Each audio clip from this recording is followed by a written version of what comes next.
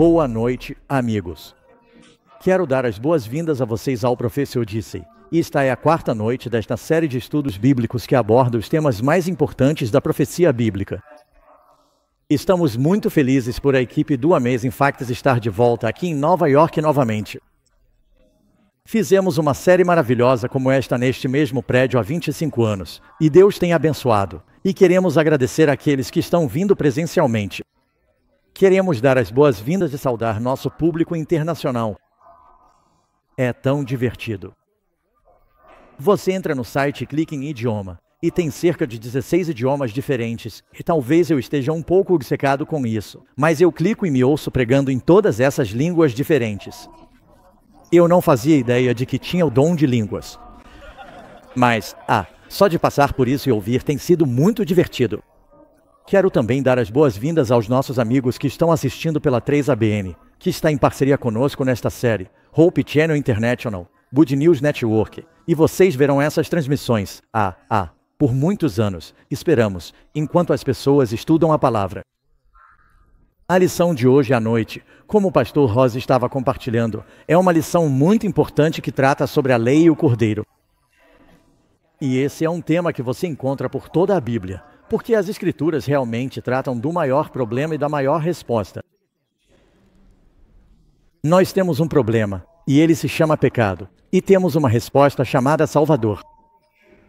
Amém. Nós temos um problema com essa doença do pecado em nossa natureza, e ela é mortal, e Jesus veio para tomar essa doença mortal, para assumir a penalidade por isso e para nos salvar. Então eu meio que já te contei qual é o problema e qual é a resposta logo aqui no começo, mas eu sempre gosto de começar com um fato incrível. Então vamos para a tela e, ver o que aprendemos sobre esse assunto importante ao longo do caminho. O maior meteorito já encontrado na Terra é chamado de Oba, a rocha espacial. Ela foi descoberta na Namíbia em 1920, quando um fazendeiro, estava consciente, ele estava trabalhando com seu arado e bateu em alguma coisa, e pensou, o que é isso? E ele cavou um pouco ao redor e era um pedaço de ferro, mas continuou cavando e aquilo foi ficando cada vez maior, maior e maior, até que logo ele percebeu que tinha encontrado essa rocha enorme que, depois de um tempo, descobriu ser um meteorito com mais de 2,70 metros de comprimento e talvez a mesma largura, e, o maior meteorito já encontrado. Várias pessoas já tentaram arrancar pedaços dele com cinzel, mas é tão duro que praticamente quebra todas as lâminas de serrote e cinzéis que usam. Nunca moveram ele do lugar onde caiu na terra porque pesa cerca de 66 toneladas. Então, é realmente uma rocha imensa, uma verdadeira rocha dos tempos, por assim dizer, e milhares de turistas todos os anos vão ver o meteorito Oba. Você sabe, a Bíblia nos diz que Deus, quando nos deu as palavras mais importantes, os 10 mandamentos, ele os escreveu com o dedo na pedra, representando sua natureza imutável. E essa é a lei de Deus. Então, hoje à noite vamos falar sobre esse assunto tão importante. Antes de irmos para a nossa primeira pergunta, às vezes gostamos de sair às ruas para ver o que podemos aprender sobre isso. Então, agora, vamos descobrir o que as pessoas pensam sobre a lei? Ela ainda existe? E talvez também algo sobre a resposta. Acho importante termos leis na sociedade porque isso mantém as coisas estáveis, criando um nível de consistência e sabendo que, a justiça será feita para todos. Espero que de forma igual, mesmo que isso nem sempre aconteça, para manter as pessoas na linha. Para saber que alguém vai fazer alguma coisa, sabe? Tente manter as coisas em ordem. Sinceramente, de verdade, você precisa manter as coisas em ordem. Se você anda sem lei, vira um caos. Pessoas precisam de diretrizes. Como criança, precisam de regras para seguir e se não houver regras, leis, pode haver caos. Nenhuma em particular se destaca como mais importante do que as outras. Provavelmente, não cobiçar o que é do seu vizinho. Fique feliz com o que você tem. Não se preocupe com o que todo mundo tem. Não matarás. Não consigo lembrar de todas, mas não matarás. Não tenho muita certeza. Isso é como se você fosse um judeu da religião judaica. Se você não fosse da religião judaica, sim, porque o Antigo Testamento é seguido por cristãos, mas eles não acreditam. Eles acreditam que o Filho de Deus veio e deu a eles uma nova Bíblia. Então é isso. Pela lei, não é? Ah, sim. Não tenho certeza. Não sei. Mais uma vez, vemos que as ideias das pessoas sobre como se relacionar com a lei de Deus são totalmente variadas. Sabe, algo que já fizemos antes e que é bem interessante é sair na rua e perguntar: e você já ouviu falar dos 10 mandamentos? As pessoas vão dizer já. Ok, você pode me dizer quais são? Sabe, a pessoa comum na rua só consegue lembrar de uns 4 dos 10 mandamentos. É incrível. Quando o nosso país foi fundado, todo mundo sabia de cor. Eu me lembro. E, sabe, eu fui criado praticamente como ateu, mas estudei em várias escolas públicas. E quando eu era criança, os 10 mandamentos estavam na parede da escola pública. Quantos de vocês se lembram disso? Algum dos santos mais velhos quer se manifestar aqui? Vamos começar com a primeira pergunta, e vamos falar sobre isso. Temos muita informação valiosa para compartilhar. Primeira pergunta: quem é simbolizado pelo Cordeiro em Apocalipse 5:06? Agora, se você está com sua Bíblia, seja no celular ou na versão impressa, você aí em casa, pode abrir no capítulo 5. E se você olhar em Apocalipse capítulo 5, versículo 6, este é um tema profético: e olhei, e eis que no meio do trono e dos 4 seres viventes e no meio dos anciãos estava de pé um cordeiro como havendo sido morto, tendo 7 chifres e 7 olhos, que são os 7 Espíritos de Deus enviados por toda a terra. E ele veio e tomou o livro da mão direita daquele que estava sentado no trono. Bem, de imediato, acho que alguns de vocês percebem. Vocês estão esperando ver um cordeiro com 7 chifres e 7 olhos? E se você for para Apocalipse 17, fala sobre uma mulher sentada sobre uma besta que tem 7 cabeças e 10 chifres. Alguns de vocês, quando vão para o interior, veem uma placa que diz Travessia de Servos, com a imagem de um servo. Você nunca vai ver uma placa dizendo Travessia de besta com 7 cabeças e 10 chifres. Essas coisas são símbolos bíblicos, mas não são tão difíceis de entender. Se você quiser saber quem é o Cordeiro, pode ler sobre isso ali mesmo no Novo Testamento. Diz que Jesus é o Cordeiro de Deus. Agora, o que significam os 7 olhos no Cordeiro e os 7 chifres? Jesus é o Cordeiro. Os 7 olhos representam saber tudo o tempo todo. A Bíblia diz: os olhos do Senhor percorrem toda a terra. E isso está em 2 Crônicas. E você pode ler: e quanto aos 7 Espíritos de Deus? Isaías 11:2 fala que o Messias teria o Espírito do Senhor repousando sobre ele, o Espírito de sabedoria, entendimento, Espírito de conselho, fortaleza, Espírito de conhecimento e o temor do Senhor. Esses são 7 aspectos ou atributos do Espírito de Deus. Mas é um só Espírito, e há um só Jesus. Isso só está nos dizendo que ele vê tudo e sabe tudo. E um chifre na Bíblia representava poder. Lucas 1:68. Bendito seja o Senhor Deus de Israel, pois visitou o seu povo redimido. Fala sobre o chifre do seu poder e da salvação. Então, esses símbolos que você encontra em Apocalipse estão nos mostrando diferentes coisas sobre as características de Deus. Quando você pensa no nome de Jesus, normalmente o dizemos ligado a uma tradução grega. Se você fala espanhol, diz Jesus, Jesus. Em hebraico seria Yeshua, e significa Salvador. Jeová é Salvador. É isso que o nome dele quer dizer. Apocalipse. Você sabe quantos nomes o Senhor tem? Ele é o Alfa, o Ômega, ele é a porta. A Bíblia diz que ele é o bom pastor. Ele é o caminho, a verdade, a vida. Ele é a água viva. Ele é a videira e nós somos os ramos. Ele é a luz do mundo. Ele é o sumo sacerdote. Quero dizer, há muitos nomes de Cristo que nos mostram diferentes atributos do seu caráter porque ele é Deus. Ele é bastante complexo, sabe? Ele tem muitas características diferentes, né? Então, vemos essa imagem lá em Apocalipse 5 de um cordeiro que foi morto. É a solução para o problema de uma lei que foi quebrada. Vamos falar sobre isso hoje à noite. Então, a seguir, você pode ler em João 1h29. Nós sabemos quem é o Cordeiro. Diz, João viu Jesus vindo. Você pode responder comigo, quando vir as palavras destacadas. Diz que João viu quem? Jesus. Jesus vindo em sua direção. E ele disse, eis-o. Cordeiro. Cordeiro. Então, quem é o Cordeiro? Jesus. Jesus. Abraão está subindo a montanha com seu filho, Isaque. Abraão foi instruído pelo Senhor. Quero que você ofereça seu filho como sacrifício. Obediente, ele sobe o Monte Moriá. A madeira é colocada nas costas de Isaque, assim como a cruz foi colocada nas costas de Jesus.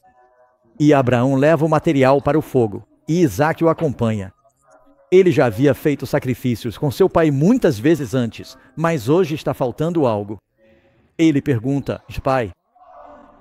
Abraão estava estranhamente calado. Ele responde, e sim, meu filho. Ele disse, temos a madeira e temos o fogo, mas onde está o cordeiro? E Abraão respondeu, com aquelas palavras que ecoaram ao longo da história, meu filho, Deus proverá para si o cordeiro. Amém. E quando eles chegaram ao topo da montanha, só para. Isaque foi um sacrifício voluntário, assim como Jesus foi. Ele permitiu que seu pai o amarrasse. E antes que a faca descesse, Deus o deteve e disse, e Abraão, Abraão, não faça mal ao cordeiro. E ele apontou para um carneiro, um cordeiro macho, preso pelos chifres em um arbusto. E a palavra ali em hebraico é arbusto espinhoso, um carneiro macho com uma coroa de espinhos. Jesus usou uma coroa de espinhos por você e por mim. Amém. Jesus é o Cordeiro de Deus que tira o pecado do mundo. Todo o sistema de sacrifício apontava para Cristo. O que pode lavar meus pecados? Não o sangue de cordeiros, bodes e touros, nada além do sangue de Jesus. O sangue de Jesus. Amém? Você sabe disso. Então Jesus é o Cordeiro que você vê por toda a Bíblia. No início, quando Adão e Eva pecaram, eles tentaram cobrir seu pecado com o quê? Folhas de figueira. Deus disse, e isso não vai funcionar. Primeiro, diz que eles fizeram aventais de folhas. Um avental era como uma minissaia. Então era o material errado e não era material suficiente. As pessoas ainda fazem isso hoje em dia, sem ter material suficiente. E disse que Deus lhes deu túnicas. A palavra ali é vestes de pele. Deus não fez com que o vinil Nalgaide surgisse de repente. Era uma pele de imitação. Deus estabeleceu um sistema de sacrifício. Um cordeiro precisou morrer para cobrir sua nudez, e Jesus precisou morrer para cobrir nossa nudez. E o Apocalipse nos diz que ele nos fornece belas vestes brancas de glória no céu. Amém. Amém. O filho pródigo chega em casa. O pai cobre sua imundície com sua melhor túnica. E Jesus morreu para fornecer essas vestes para você e para mim. Pergunta número 2. Por que foi necessário que Jesus sofresse e morresse? A Bíblia nos diz, Romanos 3:23. Para quantos? Todos. Todos pecaram e carecem da glória de Deus. Na segunda parte, diz, por que o salário do pecado é o quê? Morte. Morte. Todos nós pecamos. A penalidade é a morte. Mas ainda estamos vivos. Por quê? Porque Deus enviou seu Filho ao mundo por alguns motivos, um deles para morrer em favor daqueles que aceitarem seu sacrifício e o novo coração que ele oferece. E porque os ímpios ainda estão vivos. Jesus morreu para dar-lhes tempo para tomar uma decisão. Caso contrário, você cairá morto na primeira vez que pecar. Todos estão vivos graças à graça de Deus. Amém. Amém. Mas muitas pessoas estão vivendo em liberdade condicional, e isso vai acabar a menos que elas se voltem para Cristo e aceitem seu sacrifício. A Bíblia diz que Cristo morreu pelos nossos pecados. Todos nós pecamos. Todos nós somos culpados e, às vezes pensamos que os pecados são só coisinhas. Tipo, eu comi um biscoito entre a sobremesa e o jantar, e não era para eu ter feito isso. O pecado é mortal. A Bíblia diz que a penalidade pelo pecado é a morte. É contagioso e é mortal. 1 Pedro 3:18. Pois também Cristo sofreu uma vez pelos pecados, o justo pelos injustos. Ele é justo. Ele tomou o nosso lugar. Eu costumava cantar uma música. Era assim, ele pagou uma dívida que não devia. Eu devia uma dívida que não podia pagar. Eu precisava de alguém para lavar o meu pecado. Então, o que é pecado? A Bíblia nos diz. Como o Apocalipse chama esse plano para salvar as pessoas da morte? Isso vem da profecia, Apocalipse 14:06. Isso está no que eles chamam de a primeira mensagem angélica de Apocalipse 14 e tendo o eterno. Evangelho. Evangelho. A palavra evangelho significa as boas novas eternas. O evangelho é uma notícia muito boa por causa das más notícias. A má notícia é que o mundo está morrendo. Toda a criação geme e sofre. Nós estamos morrendo. Desde o momento em que você nasce, você está tão perfeito quanto vai ser. Mas, a partir desse momento, você está em uma esteira rolante para o túmulo. É algo certo. Você tem uma vida para viver. Alguém disse uma vez, uma vida para viver logo passará. Só o que for feito por Cristo durará. A coisa mais importante na vida é conhecer a Deus e seu amor, e compartilhar Deus e seu amor. É isso. 2 grandes mandamentos, e amar o Senhor de todo o seu coração, amar o seu próximo. Nós precisamos aprender a amar. Amém. E esse é o propósito do plano da salvação. A boa notícia é que estamos morrendo, mas Jesus disse, eu não quero que vocês morram. Eu morrerei por vocês. Eu tomarei todos os seus pecados e morrerei em seu lugar, se crermos. É o plano da salvação chamado de Evangelho, as boas novas. Às vezes é tão bom que as pessoas têm dificuldade de acreditar. Elas dizem, como posso acreditar nisso? Eu preciso merecer de alguma forma. Lembro de ter ouvido uma vez sobre um homem. Ele trabalhava numa mina, e um pregador estava fazendo uma campanha evangelística. E o evangelista dizia para esses mineiros todas as noites, venham para Jesus. Ele perdoará seus pecados. E o mineiro encontrou o evangelista depois e disse, eu não entendo. Como? Isso não parece justo. Quero dizer, eu preciso fazer algo para merecer. Como é que ele simplesmente pode me dar isso? Eu pequei. E o evangelista disse, você vai trabalhar todo dia, certo? Na mina? Sim. Ele disse, você pega um elevador que desce bem fundo, não é? Ele disse, e sim, eu pego. Ele perguntou, e você precisa pagar por esse elevador? Ele respondeu, não. Ele disse, e alguém teve que pagar por esse elevador para te trazer de volta? Sim, foi muito caro. Ele disse, e Deus já pagou pelo elevador para te trazer de volta. Amém. Você desceu, mas ele vai te trazer de volta. A Bíblia nos diz. Espera, eu ainda não li a pergunta. Segundo a Bíblia, o que é pecado? Jesus veio para nos salvar do pecado. O que é pecado? Existem várias definições. A mais simples está em 1 João 3:4. Pecado é transgressão da lei. Transgressão da lei. Se você tem a versão King James, ela diz, pecado é a transgressão da lei. Quando você quebra a lei de Deus, isso é pecado. Agora, os 10 mandamentos falam sobre coisas como não mentir, não roubar, não matar, não furtar. Quando você desobedece à sua lei, isso é pecado. E a penalidade pelo pecado é a morte, porque ele destrói. É um câncer que destrói toda a felicidade. É completamente contrário à natureza de Deus e ao seu universo. Porque pela lei, Romanos 3:20, vem o conhecimento do pecado. A lei não está ali para nos salvar do pecado. A lei nos mostra o nosso pecado.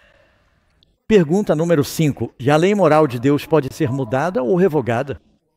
Agora, quando falamos sobre a lei moral, estamos falando sobre os 10 mandamentos. Existem muitas leis na Bíblia. Você tem as leis civis que Moisés deu. Muitos governos do mundo ainda seguem a lei civil. Na verdade, se você for ao prédio da Suprema Corte, bem ali no topo, do lado de fora, você vai ver Moisés. Ele está sentado e tem os 10 mandamentos apoiados no colo. Porque é a forma mais concisa, completa e coesa da lei de Deus que você vai encontrar em qualquer lugar. Então, a resposta está em Lucas 16:17. Jesus disse que é mais fácil o céu e a terra. O que? Passarem do que cair um só tio. A palavra antil significa um pequeno traço, como o corte de um T para que algo fale na lei. Primeiro o céu e a terra precisam passar. Você sabia que em Apocalipse fala sobre a arca de Deus no céu? Deus tem uma cópia lá em cima. Você teria que acabar com o céu para acabar com a lei de Deus.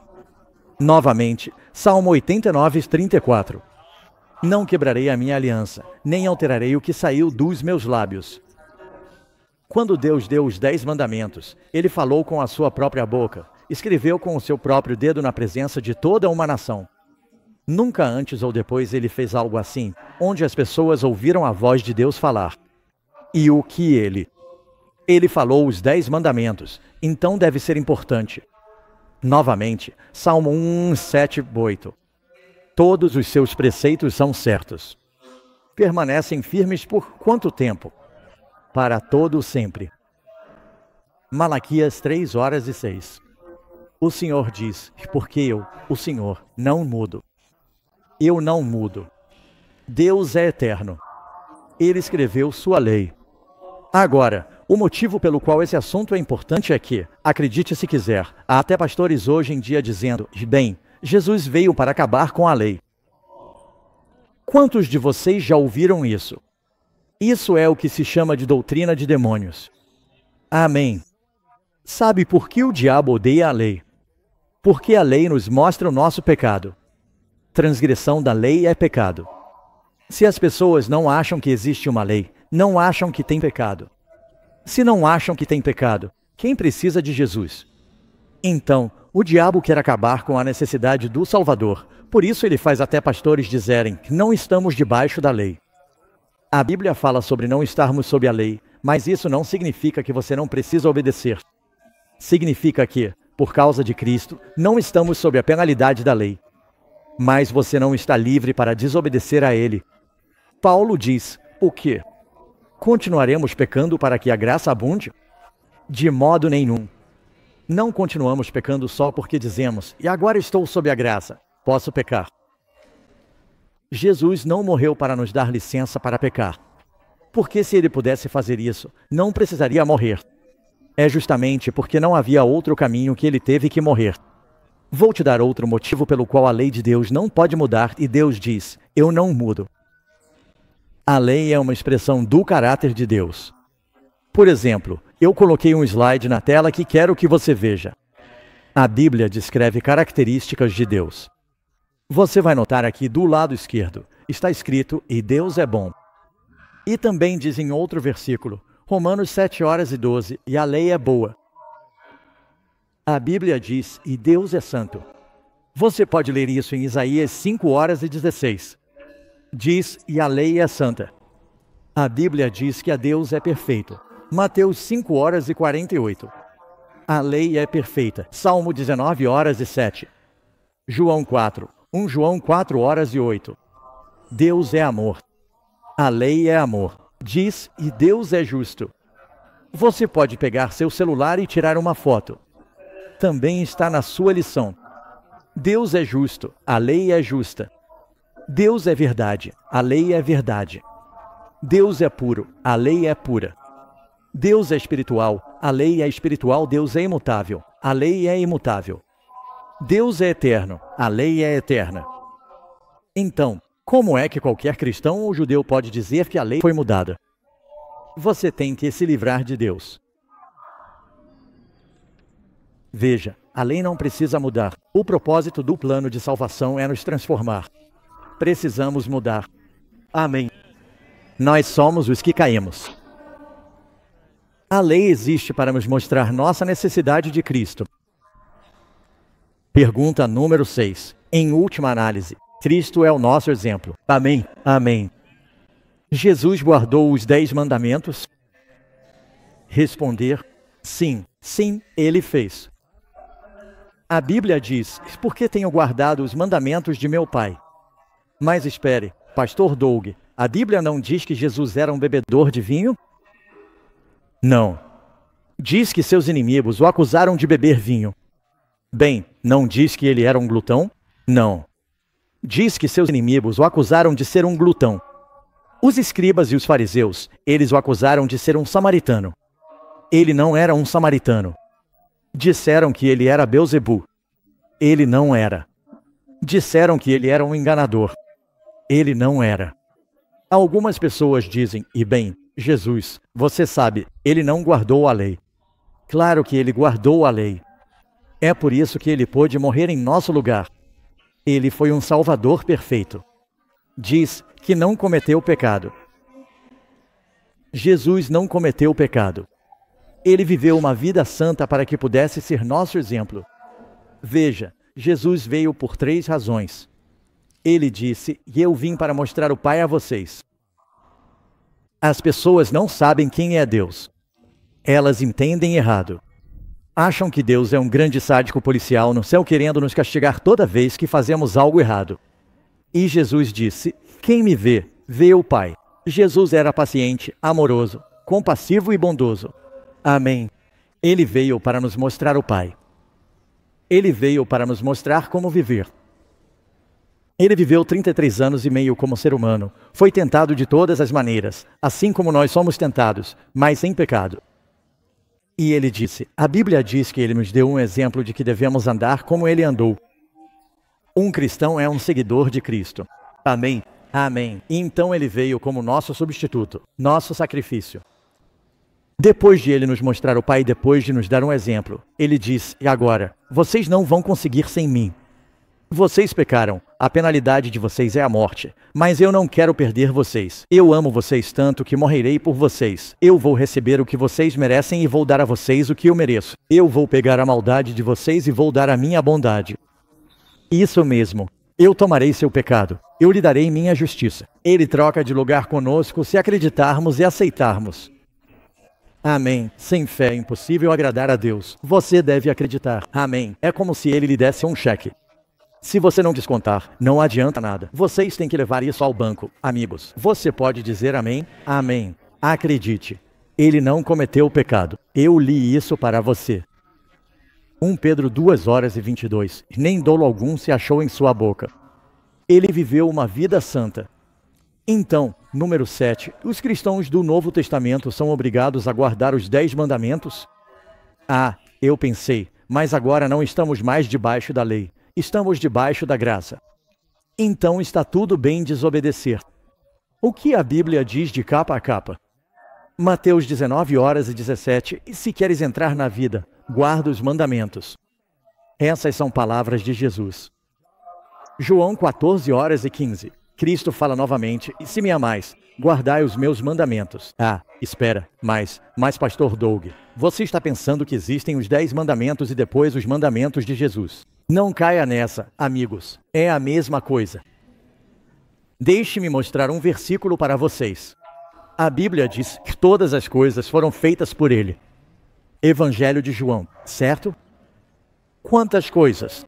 Todas as coisas. Quem escreveu os 10 mandamentos? Jesus. Todas as coisas que foram feitas por ele. Você acha que Jesus disse, e bem, Pai, o Senhor tem os seus mandamentos, mas eu tenho os meus. Ele disse, e eu e meu Pai somos um. Isso mesmo. Então, quando ele disse, e se me amais, guardai os meus mandamentos, certamente é o 10. E ele diz, e aqui está a paciência dos santos. Aqui estão aqueles que guardam os mandamentos de Deus e a fé em Jesus. Certo? Isso é Apocalipse 14:12.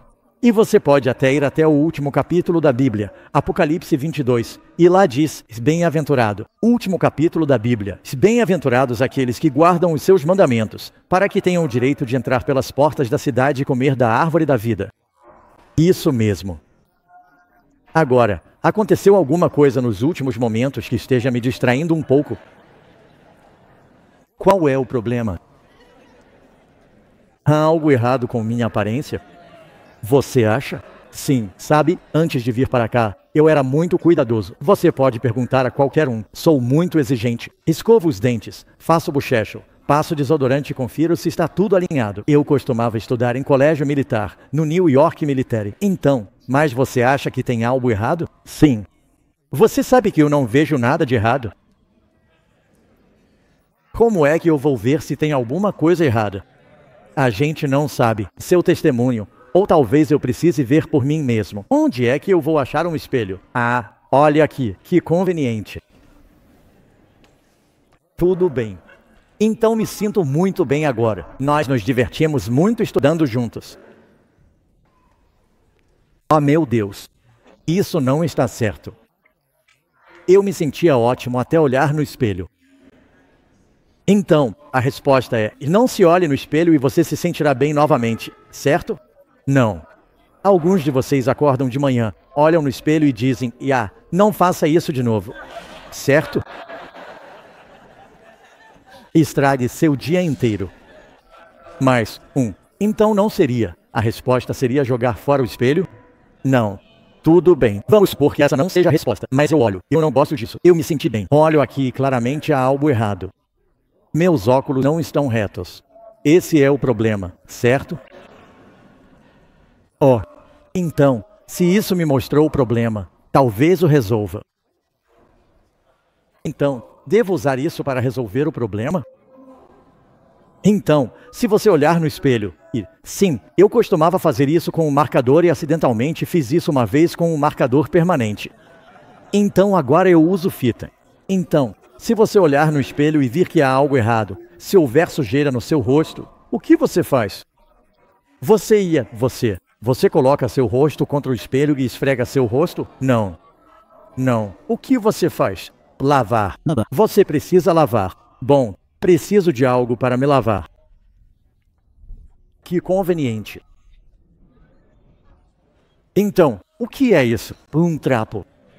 O que isso representa? A lei. A lei de Deus. É para purificar o pecado? Não. Ou nos mostra a nossa necessidade de limpeza. O que esse pano vermelho representa? Sangue de Cristo. O sangue de Jesus Cristo. É uma toalha, mas é um símbolo do sangue de Cristo. Então, eu olho aqui e vejo que tem um problema, mas isso não é para me ajudar com o meu problema. É impotente. Mas isso pode resolver o problema. Amém.